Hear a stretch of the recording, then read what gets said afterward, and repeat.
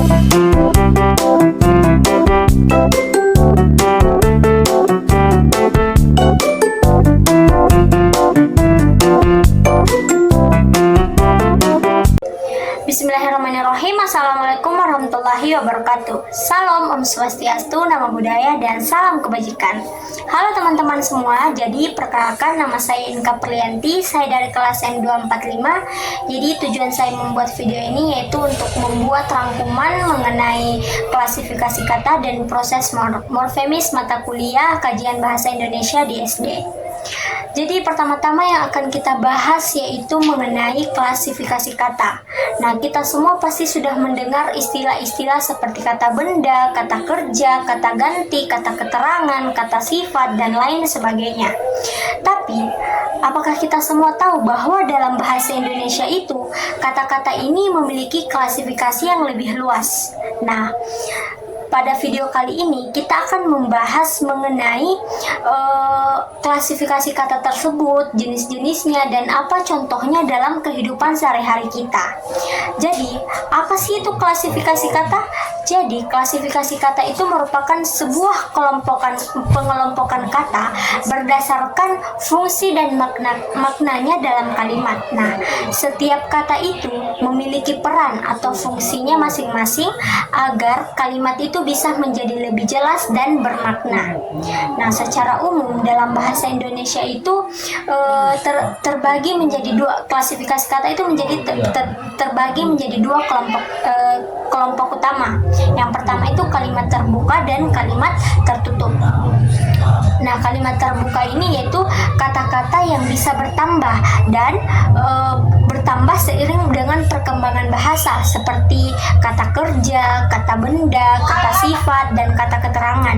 Sedangkan kata tertutup itu kata-kata yang jumlahnya tetap dan jarang sekali untuk berubah seperti kata ganti, kata depan, kata sambung, kata bilangan, kata seru. Nah, sekarang kita akan bahas masing-masing jenis kata-kata tersebut. Jadi yang pertama-tama itu ada kata kerja atau verba. Nah, kata kerja ini merupakan sebuah kata yang menunjukkan tindakan atau perbuatan. Nah, kata kerja ini biasanya berfungsi sebagai predikat dalam kalimat.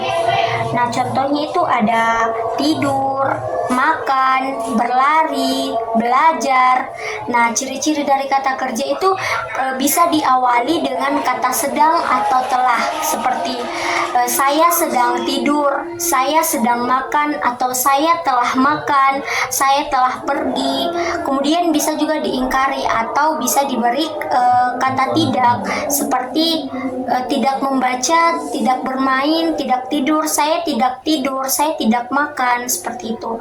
Kemudian bisa juga berawalan imbuhan imbuhan ber, dan imbuhan di, seperti memasak, berlari, dipukul, dan lain sebagainya.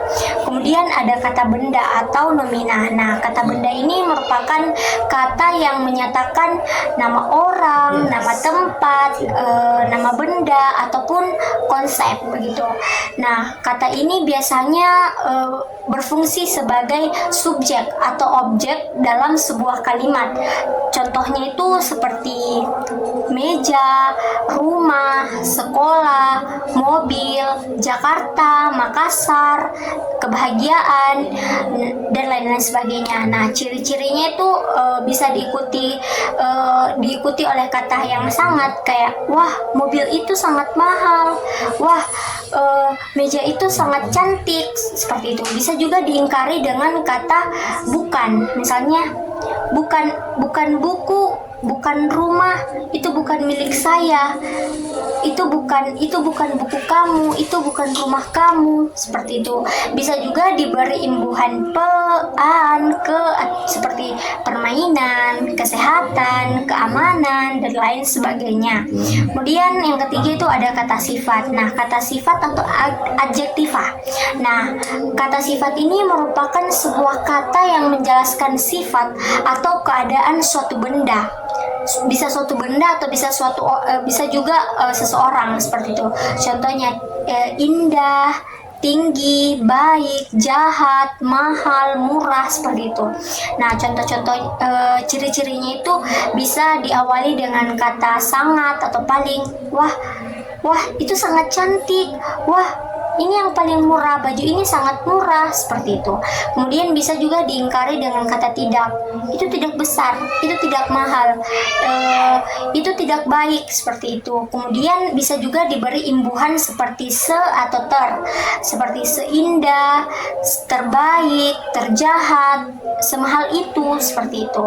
Kemudian ada kata keterangan atau adverbia. Nah, kata keterangan ini merupakan sebuah pemberian informasi tambahan mengenai kata kerja, kata sifat, ataupun kalimat tersebut secara keseluruhan. Nah, jenis-jenis kata keterangan itu ada 3, ada keterangan waktu, keterangan tempat, dan keterangan cara. Nah, keterangan waktu itu seperti kami akan pergi besok. Besok itu merupakan menunjukkan kata waktu, besok, kemarin, pagi hari, sore hari, malam hari, seperti itu. Kemudian keterangan tempat itu seperti di sini, di sana, di situ, ke sini, ke sana, ke situ, ke Jakarta, ke Makassar, ke Surabaya, seperti itu. Kemudian keterangan cara itu dengan cepat, secara perlahan, seperti itu. Contohnya itu saya sedang berjalan dengan perlahan. Dia berjalan dengan sangat cepat, seperti itu. Kemudian kata keterangan tempat itu kami akan pergi besok. Kami akan pergi ke Jakarta, kami akan pergi ke Makassar, seperti itu. Kemudian contoh keterangan tempat itu buku tersebut ada di meja, makanan tersebut ada di kursi, seperti itu. Kemudian ada kata ganti atau pronomina. Nah, pronomina ini merupakan sebuah kata yang digunakan untuk menggantikan kata benda agar tidak terjadi pengulangan kata atau kalimat. Pengulangan dalam kalimat, seperti itu. Misalnya contoh kata ganti itu ada kata ganti orang, ada kata ganti petunjuk, dan ada kata ganti tanya. Contoh dari kata ganti orang itu aku, kamu, dia, mereka, kita, seperti itu. Kemudian ada kata ganti petunjuk itu ini, itu, tersebut. Kemudian ada kata ganti tanya, siapa, apa, mana, seperti itu. Contohnya itu dia sudah pulang, mereka sudah pulang, mereka baru saja pulang, kita baru saja tiba, seperti itu. Kemudian buku ini milik saya, buku itu milik dia, seperti itu. Buku ini milik saya itu menunjukkan bahwa benda ini merupakan benda yang dekat dengan kita, seperti itu. Kemudian ada kata bilangan atau numeralia. Nah, numeralia ini merupakan kata yang digunakan untuk menyatakan jumlah atau urutan. Misalnya 1, 2, 3, pertama, kedua, ketiga, seperempat, setengah, selusin, sebanyak, sekurang, seperti itu. Seperti aku membeli sebanyak 5 buku. Dia mendapatkan peringkat pertama, dia mendapatkan peringkat kedua, seperti itu. Kemudian ada kata tugas. Nah, kata tugas ini tidak memiliki maknanya sendiri, tetapi dia ini berfungsi sebagai menghubungkan atau memberikan nuansa dalam kalimat, seperti kata depan atau preposisi seperti di, ke, dari, pada. Ada juga kata sambung atau kata konjungsi seperti dan, tetapi, karena. Kemudian ada kata sandang atau artikula seperti sang, para, si. Kemudian ada kata seru itu wah, aduh, astaga, seperti itu. Contohnya itu saya belajar di sekolah, itu merupakan kata depan. Kemudian aku ingin pergi tetapi hujan turun. Jadi di sini menggunakan tetapi yang merupakan konjungsi. Kemudian ada astaga, aku lupa membawa buku kamu. Itu ada kata seru yang kata serunya itu astaga, seperti itu. Jadi itulah tadi klasifikasi kata dalam bahasa Indonesia. Dalam bahasa Indonesia itu ada kata kerja, kata benda, kata sifat, kata keterangan, kata ganti, kata bilangan, dan kata tugas. Oke, jadi selanjutnya yaitu proses morfemis. Nah, pasti kita semua pernah bertanya-tanya, kenapa kata belajar itu kata dasarnya adalah ajar, atau mengapa kata makan-makan itu berbeda dengan makan yang seperti biasanya. Nah, mengenai hal itu semua kita akan membahas di proses morfemis ini, yaitu bagaimana cara kata tersebut dibentuk dalam bahasa Indonesia. Jadi proses morfemis itu merupakan proses perubahan atau penambahan unsur dalam kata untuk membentuk kata baru atau mengubah makna dari kata itu.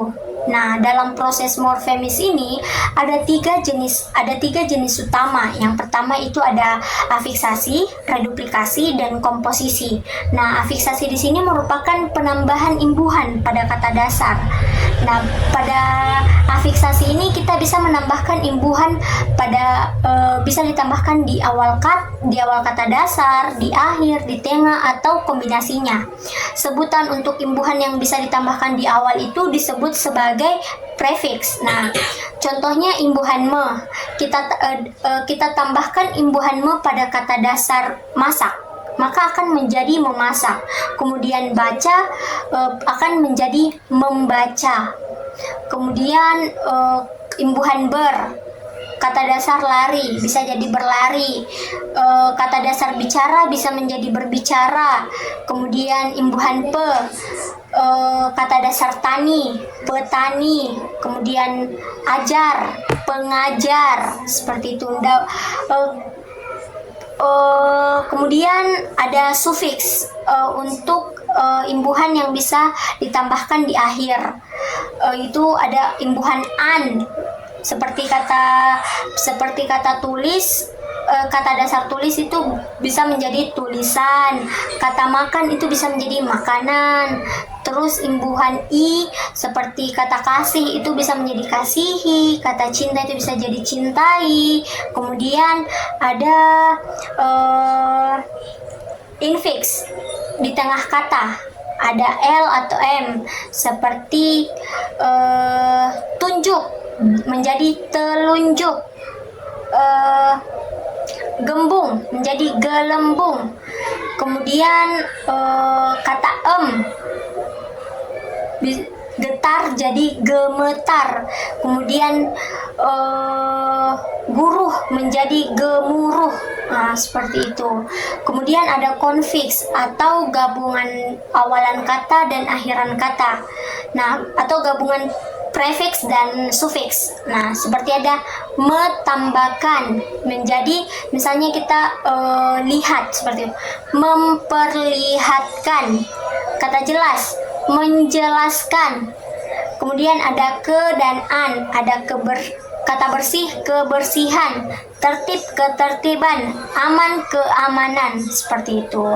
Kemudian kita akan membahas mengenai reduplikasi atau pengulangan kata. Nah, di sini reduplikasi itu proses pengulangan kata yang dapat memberikan makna tambahan, seperti menyatakan jumlah banyak, intensitas, atau sifat-sifat tertentu. Nah, pada reduplikasi itu ada reduplikasi utuh, ada reduplikasi parsial, dan ada reduplikasi berubah bunyi, serta reduplikasi berafiks. Nah, reduplikasi utuh itu kita mengulang seluruh kata dasarnya itu. Misalnya makan menjadi makan-makan, rumah menjadi rumah-rumah. Jadi makan di sini dari maknanya satu itu bisa menjadi jamak. Jadi makan-makan itu artinya bukan hanya kita yang makan, tapi kita makan-makan dengan banyak orang. Atau rumah itu bukan hanya ada satu rumah, tetapi ada banyak rumah. Kemudian ada reduplikasi parsial, itu mengulang sebagian kata dasar, seperti luhur menjadi leluhur, tamu menjadi tetamu. Artinya ada banyak tamu begitu, ada banyak leluhur begitu. Kemudian ada reduplikasi berubah bunyi, seperti perubahan bunyi coret, seperti coret-coret, artinya kita menyoret-nyoret.